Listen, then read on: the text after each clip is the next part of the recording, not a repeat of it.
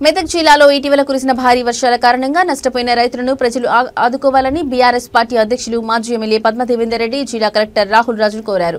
శుక్రవారం ఆమె బీఆర్ఎస్ నాయకులతో కలిసి కలెక్టర్ కార్యాలయంలో వినతి పత్రం అందజేశారు. మెదక్ నుంచి శివాయిపల్లి వెళ్లే దారిలో భారీ వర్షాల కొట్టుకుపోయిన వంతెనను వెంటనే పునరుద్ధరించాలి. దీని ద్వారా 7 గ్రామాలకు రవాణా సౌకర్యాన్ని పునరుద్ధరించాలని కోరారు. రాయినిపల్లి ప్రాజెక్టులోని హై లెవెల్, లో లెవెల్ కాలువలకు మరమ్మతులు చేపట్టి రైతులకు సాగునీరు అందించాలని డిమాండ్ చేశారు. ఎకర్స్ 6,000 ఎకరాలకు నష్టం జరిగిందని చెప్పేసి చెప్పడం జరుగుతూ ఉంది. ఆ 6,000 ఎకరాలకు మరి నష్టపరిహారం ఏంది, వాళ్ళకి ఎంతవరకు ఇసుక మేట్లు పెట్టినాయి, ఎంతవరకు ఇసుక మేట్లను తీయగలిగినాం, ఎంతవరకు పంట నష్టం జరిగింది, నష్టం జరిగిన దానికి ఏం చేయబోతున్నాం ఇప్పటి వరకు మరి ప్రభుత్వం దగ్గర క్లారిటీ లేదు. ప్రతి ఎకరానికి 10,000 రూపాయలు ఇవ్వాలని చెప్పేసి కూడా మేము డిమాండ్ చేస్తూ ఉన్నాం ప్రభుత్వాన్ని. వెంటనే 2-3 రోజులలో కూడా ఈ మరమ్మతులన్నీ కూడా చేపట్టాలి. చేపట్టని పక్షంలో మళ్ళీ కలెక్టరేట్ దగ్గర ధర్నా కార్యక్రమం నిర్వహిస్తాం. పంట నష్టపోయిందని చెప్పేసి అధికారులు చెప్తున్నప్పటికీ కూడా అక్కడ అందులో కూడా 5,000 ఎకరాలు ప్యాడీ వరకు ఉంది కాబట్టి ఎకరానికి 10,000 రూపాయలు ఇవ్వాలని చెప్పి డిమాండ్ చేస్తా ఉన్నాను.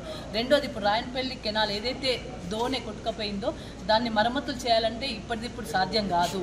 కానీ ఆ 2,000 ఎకరాల పంటను రేపు పంటకు నీళ్ళు ఇవ్వాలంటే మాత్రం ఒక 4 10 HP మోటార్లను పెట్టి ఒక ట్రాన్స్ఫార్మర్ సపరేట్ వేసి డిస్ట్రిబ్యూషన్ కెనాల్ కనుక ఆ పంపుల ద్వారా నీళ్ళు ఎక్కించినట్టయితే 2,000 ఎకరాలకు పంట నీళ్ళు ఇచ్చి ప్రజలను కాపాడుకోగలుగుతాం, రైతులను కాపాడుకోగలుగుతాం. కాబట్టి తాత్కాలిక మరమ్మతుల రూపంలో వెంటనే 4 10 HP మోటార్లను ఒక ట్రాన్స్ఫార్మర్ను అరేంజ్ చేసి ఆ కాల్వ ద్వారా డిస్ట్రిబ్యూషన్ కెనాల్కు నీళ్ళు ఎక్కియాలని కూడా నేను కలెక్టర్ గారిని కోరడం జరిగింది.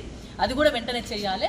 చేయకపోతే 2,000 ఎకరాలకు పంటకు నీళ్ళు ఇవ్వలేని పరిస్థితి సెకండ్ క్రాప్ ఉంటుంది. కాబట్టి ఇప్పుడు వాటిని వెంటనే చర్యలు చేపట్టాలని కూడా డిమాండ్ జరిగింది. గానపురం, మెదక్, రామాయణపేట, నిజాంపేట, అదేవిధంగా పాపన్నపేట మండలాల్లో చాలా ఎఫెక్ట్ అయింది. రైతులకు కూడా పంట పొలాలలో మరి ఇసుక మేట్లు పెట్టి ఇప్పటికే పంట చాలా నష్టపోయింది. అదేవిధంగా చాలా పంట కాలువలు కావచ్చు, అదేవిధంగా కెనాల్స్, రోడ్లు, అదేవిధంగా చెరువులు, కుంటలు కూడా తెగి చాలా ఇబ్బందికరమైన పరిస్థితులు ఏర్పడ్డాయి.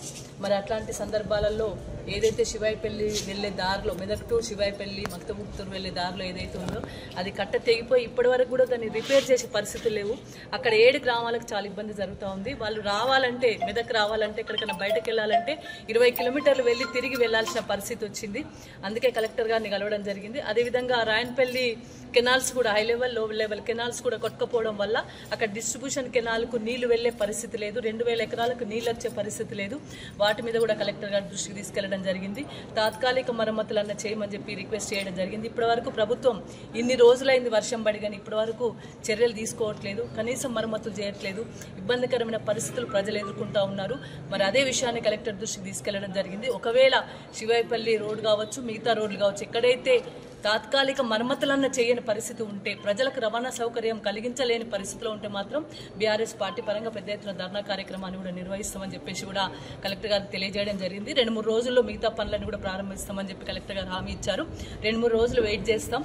2-3 రోజుల తర్వాత కూడా ఈ పని కనుక ప్రారంభం కాకపోతే అందరం కూడా పెద్ద ఎత్తున మరి ఆ చెరువుల దగ్గర, కుంటల దగ్గర, అదేవిధంగా రోడ్ల దగ్గర నిలబడి ధర్నా కార్యక్రమాన్ని కూడా నిర్వహిస్తామని కూడా తెలియజేయడం జరిగింది. రైతులకు కూడా చాలా చోట్ల ఇసుక మేట్లు పెట్టి పంట జరిగింది. నష్టపరిహారంగా కూడా ఎకరానికి 10,000 రూపాయలు ఇవ్వమని గవర్నమెంట్ కూడా డిమాండ్ చేయడం జరుగుతూ ఉంది.